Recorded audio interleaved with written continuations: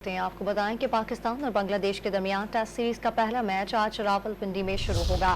Series की trophy की रनुमाई कर दी गई। कौमी कप्तान शान मसूद ने बेहतरीन खेल पेश करने का आज़म जाहिर किया। कौमी टीम कल 4 फास्ट बॉलर्स के साथ मैदान में उतरेगी।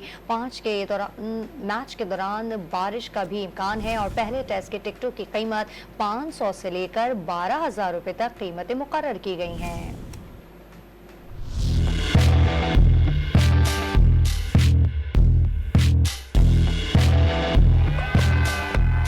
There's an outside edge. Straight away, the debutant has to go. Second ball. खत्म हुआ इंतजार, अब लगेगा मैदान। पाक बांग्लादेश टेस्ट सीरीज का होगा आगाज। There's an outside edge. Straight away, the debutant has to go. Second ball. Pakistan और बांग्लादेश के दरमियान पहला टेस्ट रावलपिंडी में सुबह 10 बजे शुरू होगा। टेस्ट मैच के दौरान बारिश का भी इम्कान है। सीरीज की चमचमाती ट्रॉफी की रनुमाई कर दी गई। दोनों टीमों ने तैयारियों को हतमी शक्ल दे दी। खिलाड़ियों ने बैटिंग, बॉलिंग और फील्डिंग की मशकें की।